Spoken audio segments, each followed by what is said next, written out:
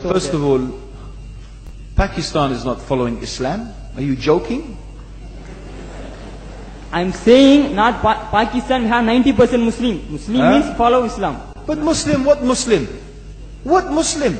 I remember 15 years ago, it's not today and I heard it's worse, 15 years ago I remember going to a wedding in Pakistan. A wedding where men and women were mixing freely. Where the bride was dancing on the stage with all the male members of the family dancing on the stage. I am sure somewhere around, we probably hidden in a corner then, but I hear now it's open, drinking alcohol. What Muslim are we talking about? This was 15 years ago. Now I hear it's even worse. Oh yes, they're Islam. When the bride and the groom are walking to the car, they're holding the Quran over their head for blessing. That Islam? That's not Islam.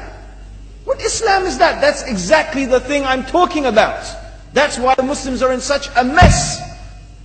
Because of this nonsense, this hypocrisy, actually they are insulting the Quran by doing that.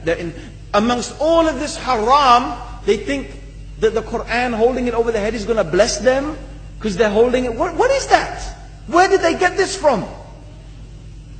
So, I don't know what we're talking about. In fact, this is the problem.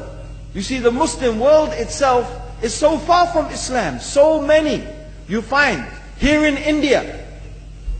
I know it's not a Muslim country, but there are lots of Muslims here.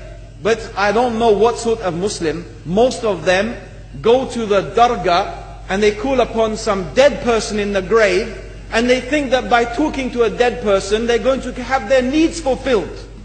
What's the difference between that and worshipping an idol?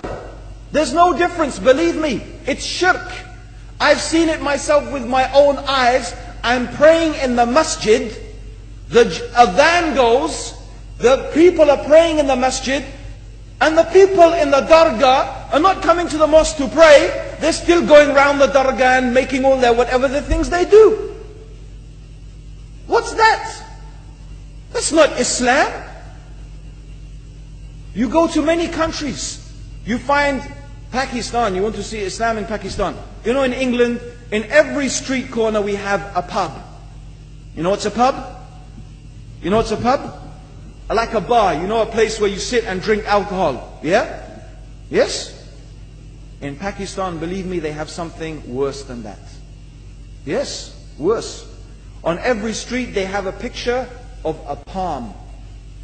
Everywhere you see it, hanging from the windows. They have the picture of a palm. What's that advertising? Something worse than drinking alcohol. An invitation to disbelieve in Allah. That they're going to read your hand and tell your fortune. Shirk. It's shirk. Whoever believes, the Prophet said, sallallahu alaihi wasallam, whoever visits a fortune teller out of curiosity, Allah will not accept their prayers for 40 days. Whoever believes in the fortune teller has disbelieved in Allah and His Messenger. That includes, by the way, horoscopes. Yet and you see in Pakistan, a picture everywhere of a hand. Worse than a pub. Worse than a pub. It is better to drink alcohol than make shirk with Allah. Yes. So this is the Muslim countries. You will not find one except they are not doing magic and shirk and kufr, or except maybe one or two you will find. So this is the state of the Muslims. So no wonder we're in the confusion and the chaos. So these are not good examples. And this is really, in fact, the very reason that I'm saying why we are in such a big mess.